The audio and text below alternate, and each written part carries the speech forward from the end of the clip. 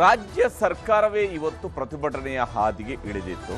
ಕಾಂಗ್ರೆಸ್ ಪಕ್ಷವಾಗಿ ಆ ಹೋರಾಟವನ್ನು ನಡೆಸಿರುವಂಥದ್ದು. ಯಾಕೆಂದರೆ ಮುಖ್ಯಮಂತ್ರಿಯವರು ಇದ್ರು, ಮಂತ್ರಿಗಳಿದ್ರು, ಕ್ಯಾಬಿನೆಟ್ ಸಚಿವರುಗಳಿದ್ರು, ಇವರೆಲ್ಲರೂ ಕೂಡ ಜೊತೆ ಸೇರಿ ಹೋರಾಟದ ಭಾಗವಾಗಿದ್ರು ನೀಟ್ ಅಕ್ರಮದ ವಿರುದ್ಧ.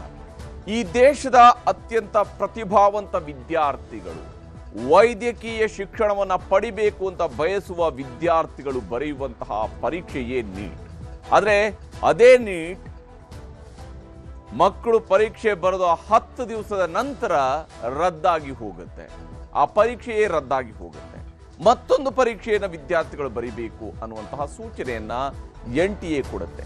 ನಿಜಕ್ಕೂ ಒಂದು ಎಕ್ಸಾಮ್ಗೆ ಬೇಕಾಗಿ ವಿದ್ಯಾರ್ಥಿಗಳು ಎಷ್ಟೆಲ್ಲ ಶ್ರಮ ಪಡ್ತಾರೆ ಅನ್ನೋದರ ಬಗ್ಗೆ ಅರಿವಿದ್ದಂಥವರು ನಿಜಕ್ಕೂ ಈ ರೀತಿಯಾಗಿ ಎಕ್ಸಾಮ್ ಪೇಪರೇ ಲೀಕ್ ಆಗುವಂತಹ ಸಂಭವನೀಯತೆಗಳನ್ನು ತಡೆಯುವ ಎಲ್ಲ ಕ್ರಮಗಳನ್ನು ಮಾಡಬೇಕು ಮತ್ತು ಅದಕ್ಕೆ ಅವಕಾಶವೇ ಕೊಡಬಾರದು, ಝೀರೋ ಟಾಲರೆನ್ಸ್ ಇರಬೇಕಾಗಿತ್ತು. ಆದರೆ ಇಲ್ಲಿ ನೀಟ್ ವಿಚಾರದಲ್ಲಿ ಅದು ಆಗಿಲ್ಲ.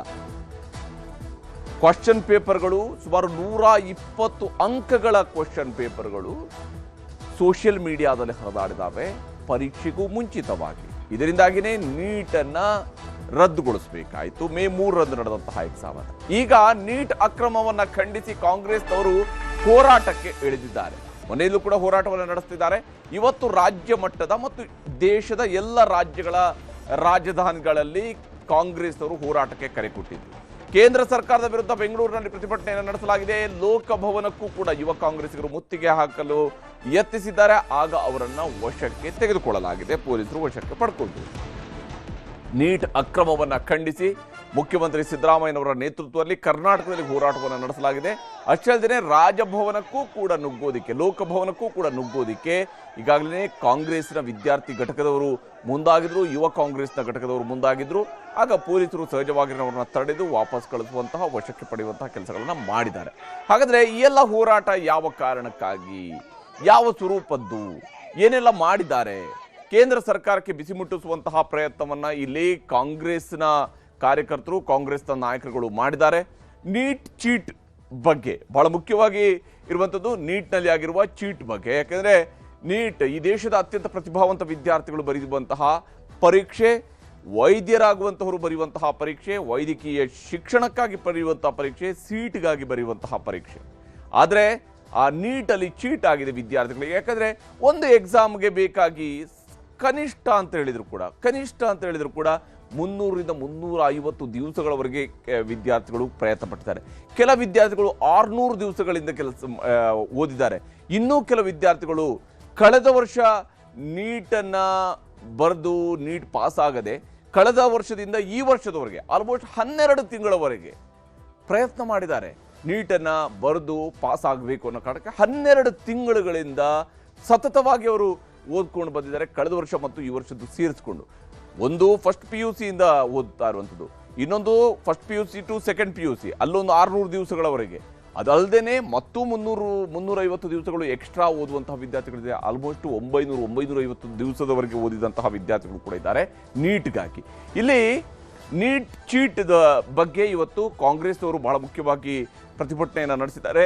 ಹೇಗೋ ಪ್ರತಿಭಟನೆ ನಡೆಸ್ತಾ ಇದ್ದೀವಿ ಅಂತ ಹೇಳ್ಕೊಂಡು ಅದೇ ವಿಚಾರದಲ್ಲಿ ಇನ್ನೂ 2 ಅಂಶಗಳನ್ನು ಸೇರಿಸ್ಕೊಂಡಿದ್ದಾರೆ.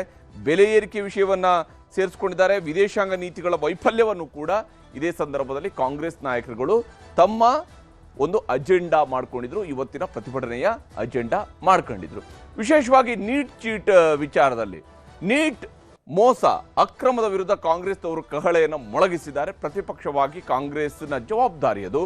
ಯಾಕಂದರೆ ದೇಶದಲ್ಲಿ ನೀಟ್ ಅತ್ಯಂತ ಮುಖ್ಯವಾಗಿ NTA ನಡೆಸುವಂತಹ ಇದೊಂದು ಪರೀಕ್ಷೆ. ಕಳೆದ 10 ವರ್ಷಗಳ ಅವಧಿಯಲ್ಲಿ 5 ಬಾರಿ ಪರೀಕ್ಷೆಯ ಕ್ವಶನ್ ಪೇಪರ್ಗಳು ಲೀಕ್ ಆಗ್ತಾ ಇದ್ದಾವೆ ಅಂತ ಹೇಳಿದರೆ ಎಲ್ಲೋ ಸಮಸ್ಯೆ ಇದ್ದೇ ಇದೆ. ಇದರಲ್ಲಿ NTA ಭಾಗಿಯಾಗಿದೆ ಅನ್ನುವಂತಹ ಅನುಮಾನ, ಆರೋಪ, CBI ತನಿಖೆಗಳು ನಡೆಸಬಹುದು, ಏನೇ ಮಾಡಬಹುದು. ಆದರೆ ಇಲ್ಲಿ ಯಾರು ಭಾಗಿದಾರರು ಮತ್ತು ತನಿಖೆ ಎಲ್ಲವೂ ಕೂಡ ಅದಾದ ನಂತರ ಆಗ್ಬೋದು. ಅದೆಲ್ಲ ಪೋಸ್ಟ್ ಮಾರ್ಟಮ್ ಕೆಲಸ.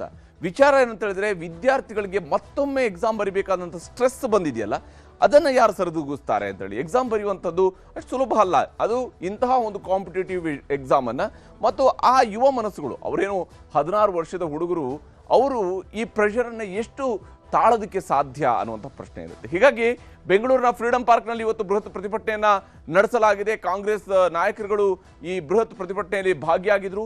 ನೀಟ್ ಚೀಟ್ ಬಗ್ಗೆ ಹೋರಾಟ ನಡೆಸಿದ್ದಾರೆ. ಪ್ರತಿಭಟನೆ ಆಕ್ರೋಶ ಲೋಕಭವನ ಚಲೋದ ಮೂಲಕವಾಗಿ ಕೇಂದ್ರ ಸರ್ಕಾರಕ್ಕೆ ಬಿಸಿ ಮುಟ್ಟಿಸುವಂತಹ ಪ್ರಯತ್ನವನ್ನ ರಾಜ್ಯ ಕಾಂಗ್ರೆಸ್ನವರು ಮಾಡಿದ್ದಾರೆ.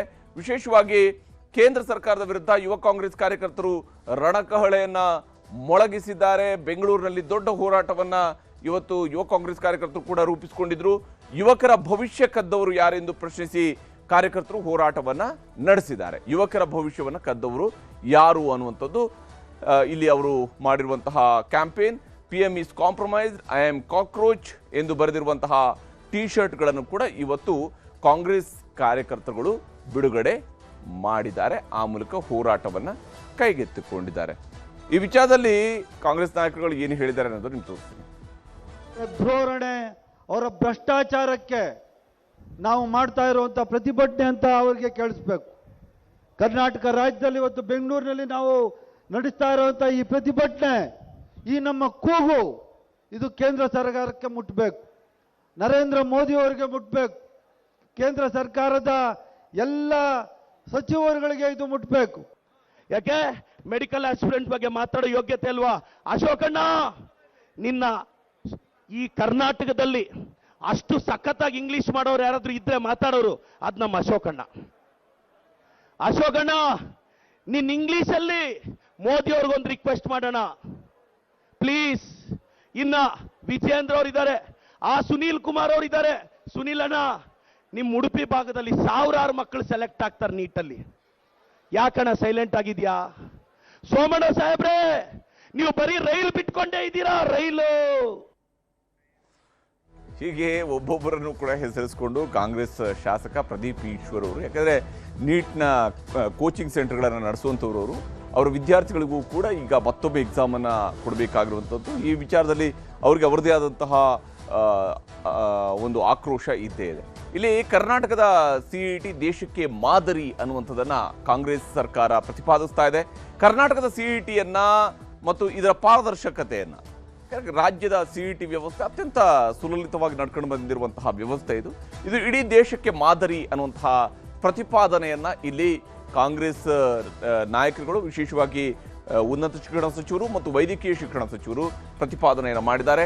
CET ಮಾದರಿಯಲ್ಲಿ ರಾಜ್ಯಾದ್ಯಂತ ಪರೀಕ್ಷೆಗೆ ಮತ್ತೆ ಕೂಗನ್ನ, ದೇಶಾದ್ಯಂತ ಪರೀಕ್ಷೆಗೆ ಮತ್ತೆ ಕೂಗು ಮೊಳಗಿದೆ. ದೇಶಾದ್ಯಂತ CET ಮಾದರಿಯಲ್ಲಿ ಆಯಾ ರಾಜ್ಯಗಳಿಗೆ ಬಿಟ್ಟುಬಿಡಿ, ನಾವೇ ಎಕ್ಸಾಮನ್ನು ಮಾಡ್ಕೊಳ್ತೀವಿ, ನಾವೇ ಸೀಟ್ ಹಂಚಿಕೆಯನ್ನು ಮಾಡ್ತೀವಿ. ನೀಟ್ ಬದಲು CET ಮಾದರಿ ಪರೀಕ್ಷೆಗೆ ರಾಜ್ಯಗಳಿಗೆ ಅವಕಾಶ ಕೊಡಬೇಕು, ರಾಜ್ಯಗಳೇ ಮಾಡ್ಕೊಳ್ತೀವಿ. ಹಿಂದೆಯೂ ಕೂಡ CET ಮೂಲಕವಾಗಿ ನಾವು ಮೆಡಿಕಲ್ ಸೀಟ್ಗಳನ್ನು ಹಂಚಿದ್ದೀವಿ, ಮುಂದೆಯೂ ಹಂಚೋದಕ್ಕೆ ರೆಡಿ ಇದ್ದೀವಿ, ನಮಗೆ ನೀಟ್ ಬೇಕಿಲ್ಲ ಅನ್ನುವಂಥದ್ದನ್ನು ರಾಜ್ಯ ಸರ್ಕಾರ, ಕರ್ನಾಟಕವೂ ಕೂಡ ಈಗ ಪ್ರತಿಪಾದಿಸಿದೆ. ಆಲ್ರೆಡಿ ತಮಿಳುನಾಡು ಈ ಪ್ರತಿಪಾದನೆಯನ್ನು ಮಾಡ್ತಾ ಇದೆ, ಬೇರೆ ಬೇರೆ ರಾಜ್ಯಗಳು ಈ ಪ್ರತಿಪಾದನೆಯನ್ನು ಮಾಡ್ತಾ ಇದ್ದಾವೆ. ಈಗ ಕರ್ನಾಟಕ ಇದರ ಸಾಲಿಗೆ ಸೇರಿಕೊಂಡಿದೆ.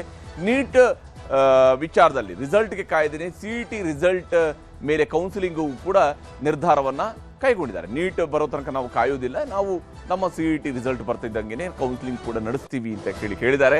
CET ರಿಸಲ್ಟ್ ಆಧರಿಸಿ ಇಂಜಿನಿಯರಿಂಗ್ ಸೀಟ್ಗಳಿಗೆ ಕೌನ್ಸಿಲಿಂಗ್ ಅನ್ನು ನಡೆಸೋದಕ್ಕೆ ರಾಜ್ಯ ಸರ್ಕಾರವು ಕೂಡ ಮುಂದಾಗ್ತಾ ಇದೆ. ಆ ಮೂಲಕ ವಿದ್ಯಾರ್ಥಿಗಳು ತಮಗೆ ಬೇಕಾದಂತಹ ಸೀಟ್ಗಳನ್ನು ಆಯ್ಕೆ ಮಾಡ್ಕೊಳ್ಬೋದು. ಮೆಡಿಕಲ್ ಸೀಟು ಹಂಚಿಕೆಗೆ ರಾಜ್ಯ ಸರ್ಕಾರಗಳಿಗೆ ಅವಕಾಶ ನೀಡಬೇಕು ಅನ್ನುವಂಥ ಆಗ್ರಹವನ್ನು ರಾಜ್ಯ ಸರ್ಕಾರ ಮಾಡ್ತಾ ಇದೆ. ನಮ್ಮ ರಾಜ್ಯದ ಮೆಡಿಕಲ್ ಸೀಟ್ಗಳನ್ನು ನಾವೇ ಹಂಚಿಕೆ ಮಾಡ್ತೀವಿ, ನಮಗೆ ಅವಕಾಶವನ್ನು ಮಾಡಿಕೊಡಿ ಅನ್ನುವಂಥದ್ದನ್ನು ಕೇಳ್ತಾ ಇದ್ದಾರೆ. ಆ ಮೂಲಕ ಹಿಂದೆ ಇದ್ದಂತಹ ಸಿಸ್ಟಮ್ ಮತ್ತೆ ಬರಲಿ ಅನ್ನುವಂಥದ್ದು ಇಲ್ಲಿ ಇವರ ಆಗ್ರಹ. ಉನ್ನತ ಶಿಕ್ಷಣ ಸಚಿವರು ಮತ್ತು ವೈದ್ಯಕೀಯ ಶಿಕ್ಷಣ ಸಚಿವರು ಈ ವಿಚಾರದಲ್ಲಿ ಏನು ಹೇಳಿದ್ದಾರೆ ಅನ್ನೋದು ನಿಮ್ಗೆ ತೋರಿಸ್ತೀನಿ. ಏನು ಹಿಂದೆ ವ್ಯವಸ್ಥೆ ಇತ್ತು, ಯಾವ ರೀತಿ ಆ ರಾಜ್ಯಗಳಿಗೆ ಪರೀಕ್ಷೆ ಮಾಡ್ತಕ್ಕಂಥ ಜವಾಬ್ದಾರಿ ಇತ್ತು, ಆ ಜವಾಬ್ದಾರಿಯನ್ನ ಪುನರ್ ಸ್ಥಾಪನೆ ಮಾಡಬೇಕಾಗತ್ತೆ. ನಮ್ಮ ದ್ವಿತೀಯ PUC ಅಥವಾ ಅದರ ಈಕ್ವಲೆಂಟ್ 12th ಗ್ರೇಡ್ ಮಾರ್ಕ್ಸ್ ಅನ್ನ ನಾವು ಅರ್ಧದಷ್ಟು ಅದಕ್ಕೆ ಪರಿಗಣಿಸಿ ಪರೀಕ್ಷೆಯನ್ನ ಮಾಡಿದಂತ ಸಂದರ್ಭದಲ್ಲಿ ಈ ಕೋಚಿಂಗ್ ಸೆಂಟರ್ಗಳ ಹಾವಳಿ ಕೂಡ ತಪ್ಪುವಂತದ್ದಾಗತ್ತೆ ಮತ್ತು ವಿದ್ಯಾರ್ಥಿಗಳ ಮೇಲೆ ಹೆಚ್ಚು ಒತ್ತಡ ಇಲ್ಲದೆ ಇರತಕ್ಕಂಥದ್ದು ಆಗ್ಲಿಕ್ಕೆ ಸಾಧ್ಯ ಇದೆ. ಏನು 2023ರಿಂದ ವೈದ್ಯಕೀಯ ಶಿಕ್ಷಣ ಮತ್ತು ಇತರೆ ಎಲ್ಲ ಕೌನ್ಸಿಲಿಂಗ್ ಒಟ್ಟಿಗೆ ಮಾಡ್ತಾ ಇದ್ವಿ. ಈ ವರ್ಷ ನಾವು ತೀರ್ಮಾನ ಮಾಡಿದ್ದೀವಿ, ನಾವು ನೀಟ್ ಪರೀಕ್ಷೆಗೆ ನಾವು ಕಾಯುವಂಥದ್ದಿಲ್ಲ. ನಾವು ವಿದ್ಯಾರ್ಥಿಗಳ ಹಿತದೃಷ್ಟಿಯಿಂದ ನಾವು ನಮ್ಮ ಕೌನ್ಸಿಲಿಂಗ್ ಪ್ರಕ್ರಿಯೆಯನ್ನ ಪ್ರತ್ಯೇಕವಾಗಿ ನಾವು ನಮ್ಮ ಇಂಜಿನಿಯರಿಂಗ್ ಮತ್ತು ಬೇರೆ ಕೋರ್ಸ್ಗಳಿಗೆ ಪ್ರಾರಂಭ ಮಾಡಬೇಕು ಅಂತಕ್ಕಂಥ ತೀರ್ಮಾನ ಮಾಡಿದ್ದೀವಿ ಅಂತಕ್ಕಂಥ ಮಾತನ್ನ ಕರ್ನಾಟಕ ರಾಜ್ಯ ಇಡೀ ದೇಶದಲ್ಲಿ CET ಎಕ್ಸಾಮ್ ಮುಖಾಂತರ ಪಾರದರ್ಶಕತೆಗೆ ಇಡೀ ದೇಶದಲ್ಲಿ ಹೆಸರಾಗಿರ್ತಕ್ಕಂಥ ರಾಜ್ಯ. CET ಎಂದೂ ಕೂಡ ಗೊಂದಲಕ್ಕೆ ಒಳಗಾಗಿರಲಿಲ್ಲ. ಬಹಳ ಪಾರದರ್ಶಕವಾಗಿ ಮತ್ತು ಎಲ್ಲರ ಜನಸ್ನೇಹಿಯಾಗಿರ್ತಕ್ಕಂಥ ಎಕ್ಸಾಮನ್ನು ನಡೆಸಿ ಇವತ್ತು ನಮ್ಮ ರಾಜ್ಯಕ್ಕೆ ಒಂದು ಹೆಗ್ಗಳಿಕೆ ಇತ್ತು. ಆದರೆ ಕೇಂದ್ರ ಸರ್ಕಾರ ಇವತ್ತು ನೀಟನ್ನು ತಂದು ಈ ವರ್ಷ ಪೇಪರ್ ಲೀಕ್ ಆಗ್ತಕ್ಕಂಥದ್ದು, ಈ ಒಂದು ಕಾಲದಲ್ಲಿ ಪೇಪರ್ ಲೀಕ್ ಆಗ್ತಾ ಇರ್ತಕ್ಕಂಥದ್ದು ಯಾವ ಕಾಲದಲ್ಲಿದ್ದಾರೆ ಈ ಕೇಂದ್ರ ಸರ್ಕಾರದವರು? ಹೀಗೆ CET ಇಡೀ ದೇಶಕ್ಕೊಂದು ಮಾಡೆಲ್. 1992ರಲ್ಲಿ ವೀರಪ್ಪ ಮೊಯ್ಲಿಯವರ ಸರ್ಕಾರ ಇದ್ದಂತಹ ಸಂದರ್ಭದಲ್ಲಿ ಹರೀಶ್ ಗೌಡ್ರು ಅವತ್ತು ಅಧಿಕಾರಿಯಾಗಿ CETಯಲ್ಲಿ ಕೆಲಸ ಮಾಡಿದಂತಹ ಸಂದರ್ಭದಲ್ಲಿ CET ಸೆಲ್ ಅಂತೇಳಿತ್ತು. ಇವತ್ತೊಂದು ಕರ್ನಾಟಕ ಪರೀಕ್ಷಾ ಪ್ರಾಧಿಕಾರ ಅಂತ ಆಗಿದೆ. ಅತ್ಯಂತ ಪಾರದರ್ಶಕವಾಗಿ ಎಕ್ಸಾಮನ್ನು ನಡೆಸ್ಕೊಂಡು ಬಂದಿರುವಂತಹ ಸಂಸ್ಥೆ. ಅತ್ಯಂತ ಪಾರದರ್ಶಕವಾಗಿ ಎಲ್ಲ ವಿದ್ಯಾರ್ಥಿಗಳಿಗೂ ಕೂಡ ಅವರ ಮೆರಿಟ್ ಆಧಾರಿತವಾಗಿ ಸಿಗುವಂತಹ ಸೀಟ್ಗಳ ಹಂಚಿಕೆ ಪ್ರಕ್ರಿಯೆ ಬಹಳ ಸುಲಲಿತವಾಗಿ ನಡ್ಕೊಂಡು ಬಂದಿರುವಂತಹ ವ್ಯವಸ್ಥೆ ಕರ್ನಾಟಕದಿದೆ. ಇದೇ ಮಾಡೆಲ್ ಈಗ ಬಳಕೆ ಆಗಬೇಕು ಅನ್ನುವಂಥ ಆಗ್ರಹವನ್ನು ಕಾಂಗ್ರೆಸ್ನವರು ಮಾಡ್ತಾ ಇದ್ದಾರೆ. ಇದರ ಜೊತೆಗೇನೆ ಕೇಂದ್ರಕ್ಕೆ ಪಂಚ ಪ್ರಶ್ನೆಗಳನ್ನು ಕೇಳಿದ್ದಾರೆ ರಣದೀಪ್ ಸಿಂಗ್ ಸುರ್ಜೇವಾಲ್ ಅವರು. ಒಂದು, ನೀಟ್ ಪ್ರಶ್ನೆ ಪತ್ರಿಕೆ ಯಾವ ರೀತಿಯಲ್ಲಿ ಸೋರಿಕೆ ಆಯಿತು ಅನ್ನುವಂಥದ್ರ ಬಗ್ಗೆ ನೀವು ಉತ್ತರ ಕೊಡಬೇಕು ಅನ್ನುವಂಥದ್ದನ್ನು ರಾಜ್ಯ ಉಸ್ತುವಾರಿ ಕೇಳಿದ್ದಾರೆ. ಹಾಗೆಯೇ ಪರೀಕ್ಷೆ 24 ಗಂಟೆ ಮುಂಚೆಯೇ ಯಾರಿಂದ ಇದು ಸೋರಿಕೆ ಆಯಿತು? ಯಾಕಂದರೆ ಮೇ 3ನೇ ತಾರೀಕಿಗೆ ಎಕ್ಸಾಮ್ ಇತ್ತು, ಮೇ 2ನೇ ತಾರೀಕು ಮತ್ತು ಕೆಲವು ಕಡೆಯಲ್ಲಿ ಮೇ 1ನೇ ತಾರೀಕು ಕೂಡ ಈ ಪ್ರಶ್ನೆಗಳು ಸಿಕ್ಕಿದ್ದಾವೆ ಅಂತೇಳಿ ಹೇಗೆ ಇದು ಸೋರಿಕೆ ಆಯಿತು? ಇನ್ನು ಗೆಸ್ಟ್ ಪೇಪರ್ ವಾಟ್ಸಪ್ ಗ್ರೂಪ್ನಲ್ಲಿ, ಗೆಸ್ಟ್ ಪೇಪರ್ ಅನ್ನುವಂತಹ ವಾಟ್ಸಪ್ ಗ್ರೂಪ್ನಲ್ಲಿ 140 ಪ್ರಶ್ನೆಗಳು ಬಂದಿದ್ದು ಹೇಗೆ? ಇದೇ ಎಕ್ಸಾಮ್ಗೆ ಬರುವಂತಹ 140 ಪ್ರಶ್ನೆಗಳು ಇಂಥದ್ದೊಂದು ವಾಟ್ಸಪ್ ಗ್ರೂಪ್ನಲ್ಲಿ ಬರೋದಕ್ಕೆ ಕಾರಣಕರ್ತರು ಯಾರು? ಪ್ರಶ್ನೆ ಪತ್ರಿಕೆ ಸಾಗಿಸುವಾಗ ಲೀಕ್ ಮಾಡಿದಂಥವ್ರು ಯಾರು? ಈ ಪ್ರಶ್ನೆ ಪತ್ರಿಕೆಗಳನ್ನು ಲೀಕ್ ಮಾಡಿದಂತಹ ವ್ಯಕ್ತಿಗಳು ಯಾರು? ಹಾಗಾದರೆ ಬಂಧಿತರನ್ನು NTA ನೇಮಿಸಿದವರು ನೀವೇ ತಾನೇ ಅನ್ನುವಂಥದ್ದು. ಅಂದರೆ ಯಾರೆಲ್ಲ ಈಗ ಬಂಧಿತರಾಗಿದ್ದಾರೋ ಅವರೆಲ್ಲರನ್ನು ಕೂಡ NTA ನೇಮಕ ಮಾಡಿಕೊಂಡಂಥವ್ರು ಯಾರು? ಯಾವ ಕಾರಣಕ್ಕಾಗಿ ಅವರಿಗೆ ಈ ಕ್ವಶನ್ ಪೇಪರ್ಗಳ ಮೇಲೆ ಆಕ್ಸೆಸ್ ಇತ್ತು? ಇವು ಇಲ್ಲಿ ಸುರ್ಜೇವಾಲ್ ಅವರು ಕೇಳ್ತಾ ಇರುವಂತಹ ಪ್ರಶ್ನೆಗಳು. For last 12 years, Modi government has handed over India's education sector to education mafia and to the paper leak mafia, as my friend pointed out. ಕಳೆದ 12 ವರ್ಷಗಳಿಂದ ಮೋದಿ ಸರ್ಕಾರ ಶಿಕ್ಷಣ ಕ್ಷೇತ್ರವನ್ನ ಇವತ್ತು ಶಿಕ್ಷಣ ಮಾಫಿಯಾ ಇವೆಲ್ಲರಿಗೂ ಇವತ್ತು ಒಪ್ಪಿಸಿರ್ತಕ್ಕಂಥದ್ದನ್ನ ನಾವು ಕಾಣ್ತಾ ಇದ್ದೇವೆ. Karnataka's previous BJP government has been famous for paper leaks. ಕಳೆದ ಕರ್ನಾಟಕದ ಬಿಜೆಪಿ ಸರ್ಕಾರ ಇವತ್ತು paper ಲೀಕ್ಗೆ ಹೆಸರುವಾಸಿಯನ್ನ ಗಳಿಸಿರ್ತಕ್ಕಂಥದ್ದು. If you look at the spectrum of the entire country, hundreds and hundreds of paper have leaked right under the nose of state BJP governments as also under the nose of central BJP government and with their active complicity. ಹೀಗೆ ಇಲ್ಲಿ ಸುರ್ಜೇವಾಲಾ ಅವರು ಕೇಂದ್ರ ಸರ್ಕಾರದ ವಿರುದ್ಧ ವಾಗ್ದಾಳಿ ನಡೆಸೋದರ ಮೂಲಕವಾಗಿ CET ಇಲ್ಲಿ model ಇದೆ, ಅದರಲ್ಲಿ ನೀಟ್ನ ಮೂಲಕವಾಗಿ ಕ್ವಶನ್ ಪೇಪರ್ ಮಾಫಿಯಾ ನಡೀತಾ ಇದೆ ಅನ್ನುವಂಥದ್ದನ್ನು ಹೇಳಿದ್ದಾರೆ. ಎಜುಕೇಷನ್ ಮಾಫಿಯಾ ನಡೀತಾ ಇದೆ. ಇನ್ನು ಕೇಂದ್ರ ಸರ್ಕಾರಕ್ಕೆ ಸಿದ್ದರಾಮಯ್ಯನವರು ಕೂಡ ಗುದ್ದು ಕೊಡುವ ಕೆಲಸವನ್ನು ಮಾಡಿದರು. ನೀಟ್ ಅಕ್ರಮದ ಹೊಣೆಯನ್ನ ಮೋದಿ, ಧರ್ಮೇಂದ್ರ ಪ್ರಧಾನ್ ಅವರು ಹೊರ್ತಾ ಇಲ್ಲ. ಪ್ರಧಾನಮಂತ್ರಿಯವರು ಮತ್ತು ಕೇಂದ್ರ ಶಿಕ್ಷಣ ಸಚಿವರು ಈ ಜವಾಬ್ದಾರಿಯನ್ನ ಹೊರ್ತಾ ಇಲ್ಲ.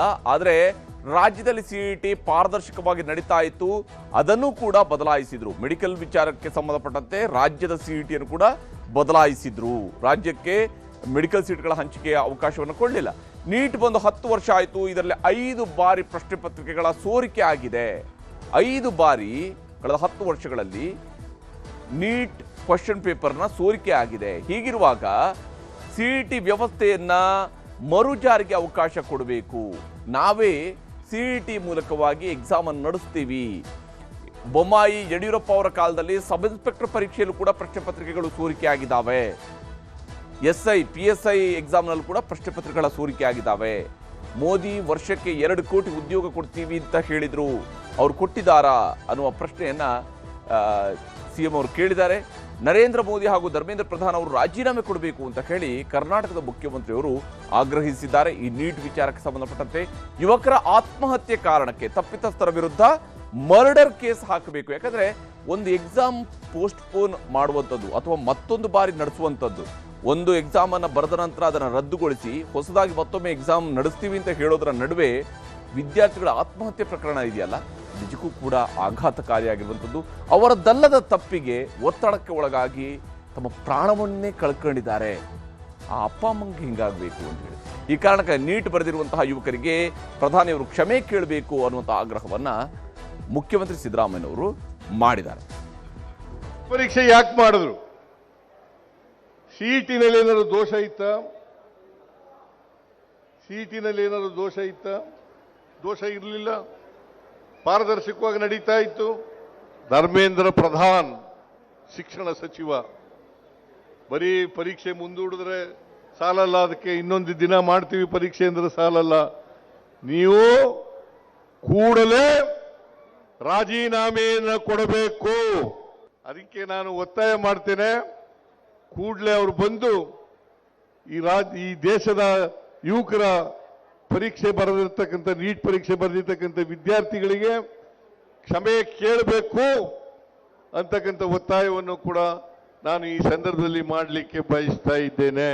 ಆಮೇಲೆ ಯಾರು ತಪ್ಪಿತಸ್ಥರಿದ್ದಾರೆ ಅವರನ್ನು ಪತ್ತೆ ಹಚ್ಚಿ ಅವ್ರ ಮೇಲೆ ಮರ್ಡರ್ ಕೇಸ್ಗಳನ್ನು ಹಾಕಬೇಕು. Because they are responsible for the death of the people who have committed suicide.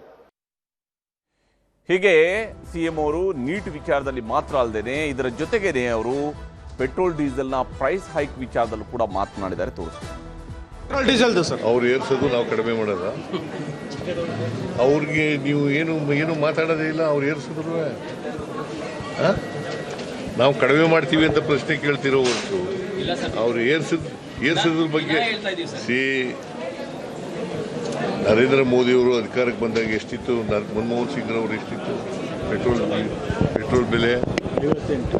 48 ರೂಪಾಯಿ ಪೆಟ್ರೋಲ್ ಬೆಲೆ, ಡೀಸೆಲ್ ಬೆಲೆ 48 ರೂಪಾಯಿ, ಪೆಟ್ರೋಲ್ ಬೆಲೆ 70 ರೂಪಾಯಿ ಇತ್ತು. ಗ್ಯಾಸ್ ಬೆಲೆ ಎಷ್ಟಿತ್ತು? 414. ಈಗ ಎಷ್ಟಾಗಿದೆ? ಮತ್ತೆ ಯಾರು ಮಾಡೋದು ಇದನ್ನ? ಅಲ್ಲ, ಇನ್ಯಾಕೆ ಪ್ರಶ್ನೆ ಕೇಳ್ತಾ ಇದ್ದೀರಿ? ಅವ್ರು ಹೆಚ್ಚು ಮಾಡಿದ್ರೆ ನೀವು ಕಡಿಮೆ ಮಾಡಿ ಅಂತ.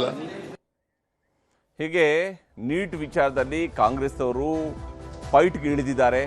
ನೀಟ್ ಮರುಪರೀಕ್ಷೆ ಆಗ್ತಾ ಇರೋದು ದೊಡ್ಡ ವಿಚಾರ ಅಲ್ಲ, ಆದರೆ ನೀಟ್ ಅಕ್ರಮ ಆಗಿದೆಯಲ್ಲ ಮೊದಲ ಹಂತದಲ್ಲಿ, ಅದರಿಂದಾಗಿ ವಿದ್ಯಾರ್ಥಿಗಳು ಪ್ರಾಣ ಕಳ್ಕೊಂಡಿರುವಂತಹ ವಿದ್ಯಾರ್ಥಿಗಳಿದ್ದಾರಲ್ಲ, ಅವ್ರಿಗೆ ಆಗಿರಬಹುದಾಗಿರುವಂಥ ಆಘಾತ ಇದೆಯಲ್ಲ, ಇವುಗಳು ಸರ್ಕಾರಗಳನ್ನು ಉತ್ತರದಾಯಿತ್ವ ಮಾಡಬೇಕಾಗಿರುತ್ತೆ. ಸರ್ಕಾರಗಳು ಇದಕ್ಕೆ ಉತ್ತರ ಕೊಡಬೇಕಾಗುತ್ತೆ. ಯಾರ ಫೇಲ್ಯೂರ್ ಇದು? ಕೇವಲ NTA ಅಧಿಕಾರಿಗಳು, ಯಾರು ಕೋಚಿಂಗ್ ಸೆಂಟರ್ಗಳು ಅಥವಾ ಯಾರೋ ಪ್ರಿಂಟಿಂಗ್ ಪ್ರೆಸ್ ಅವರು ಮಾತ್ರನ? ಅದಕ್ಕಿಂತ ದೊಡ್ಡ ಕುಳಗಳು ಇಲ್ಲದೆ ಹೋದರೆ ಇಂತಹ ಮಹತ್ವದ ಎಕ್ಸಾಮ್ನ ಕ್ವಶನ್ ಪೇಪರ್ಗಳು ಲೀಕ್ ಆಗೋದಕ್ಕೆ ಸಾಧ್ಯನಾ ಅನ್ನುವಂತಹ ಪ್ರಶ್ನೆ ಇನ್ನೂ ಕೂಡ ಹಾಗೆಯೇ ಉಳಿದಿರುವಂಥದ್ದು.